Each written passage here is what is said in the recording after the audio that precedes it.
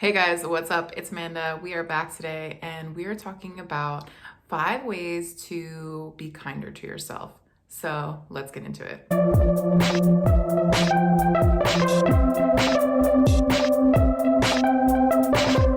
First, we're going to start with number 5, doing something that makes you feel confident.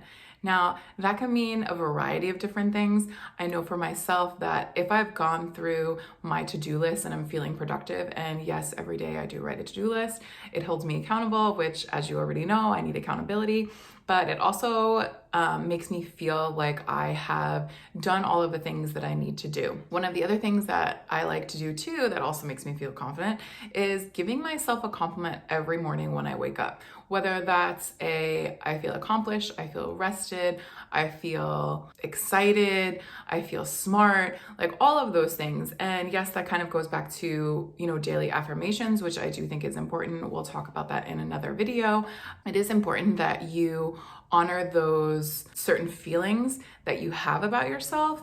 And listen, there are negative feelings that do come up. Obviously, it happens with everyone, but really praise yourself for the positive ones, because you're probably not reminding yourself enough of how great you are and how much you've done and how much you're going to do. One thing that really works for me is I have a pair of jeans that when I put them on, it makes me feel like I can conquer the world. And I know that may sound superficial, but I absolutely love them. My butt looks great, everything looks great. But that's something that when I put that on, I'm like, I feel good. Right? And now that's a confidence booster. For some other people, it may be reading a book. It may be hanging out with friends. It may be having a meaningful conversation. There are so many different things that can make you feel better about yourself and boost your morale. It really depends on what that specific thing is for you.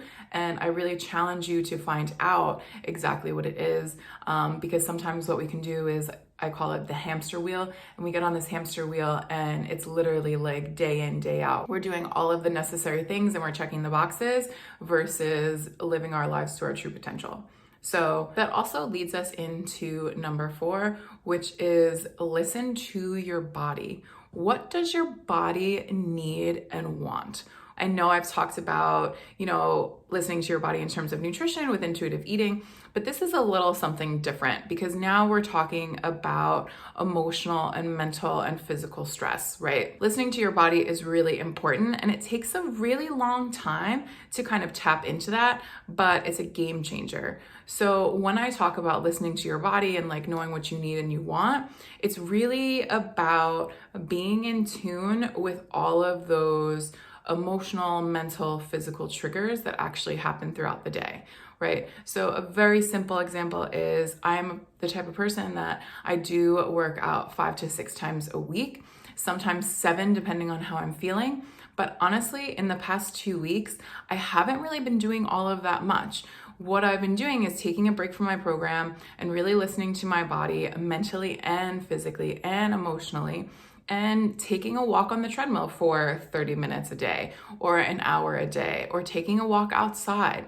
So now I'm taking away the physical, mental, and emotional stress of lifting weights and doing that.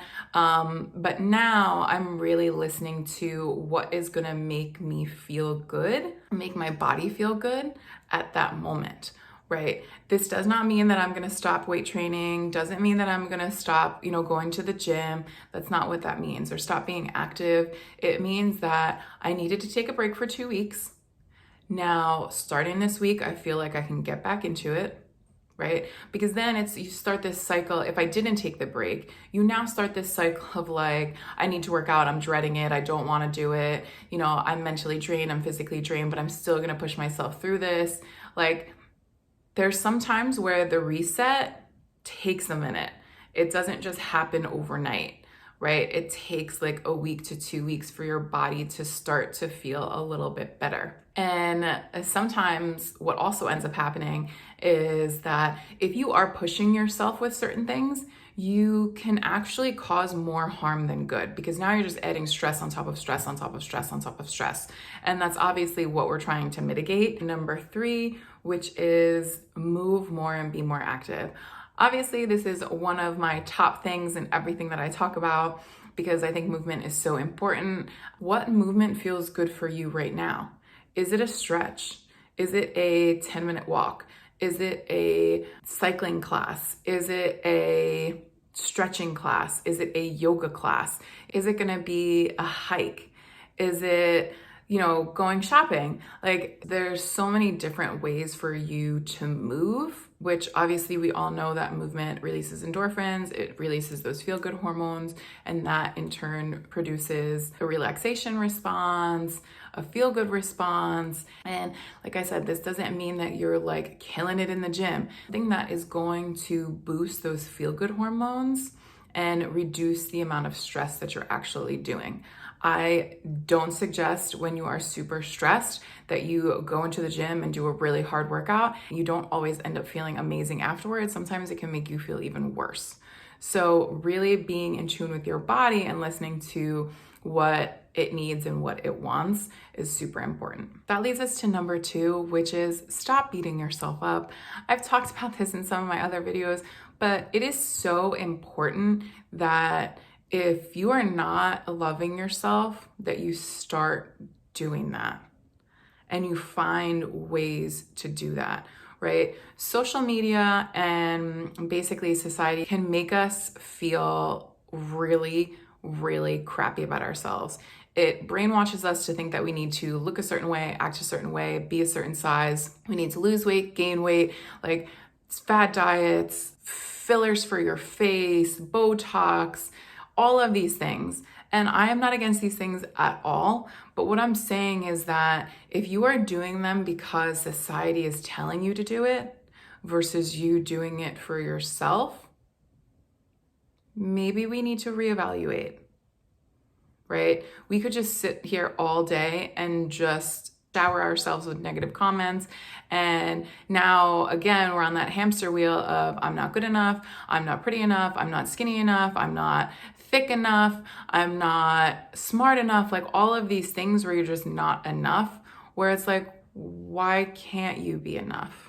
We've kind of turned a corner in society, in the recent years where now body positivity is more welcome, different sizes, everyone comes in different size, shape, color, gender, everything.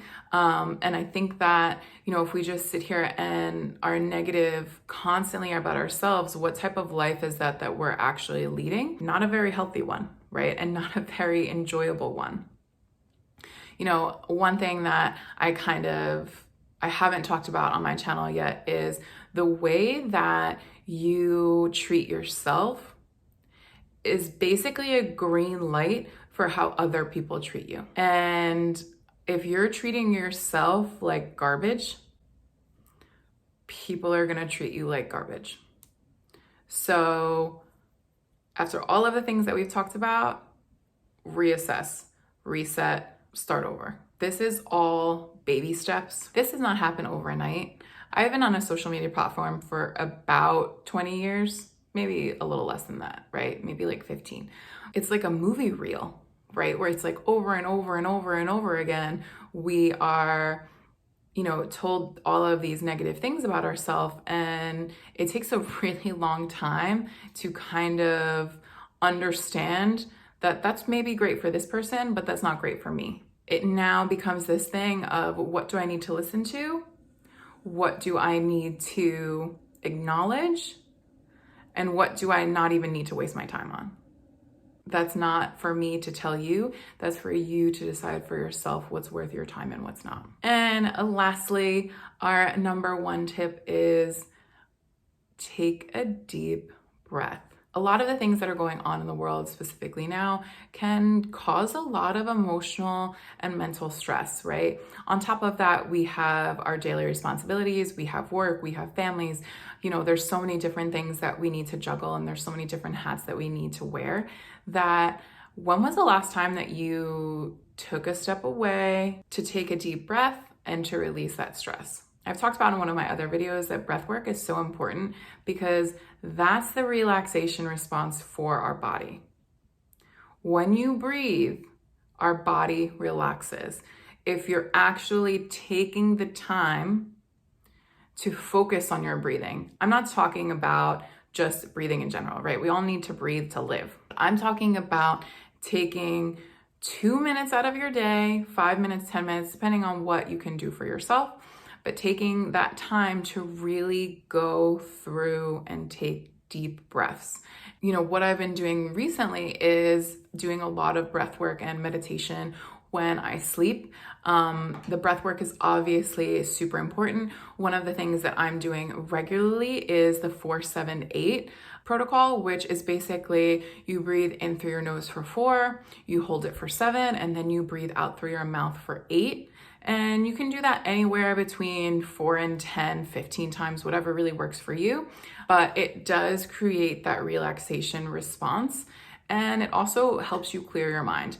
And I know you've probably heard breath work is super important before. It really does help in clearing out all of the cobwebs. It helps in really promoting that relaxation and that mindfulness that I've talked about in my other videos. And the breath work will help you understand what exactly is causing you stress, right? Say this minor thing happened at work, it was something really minor, but now you are totally freaking out. And on a scale of 1 to 10, you're at like a 12. And understanding, is it this thing at work?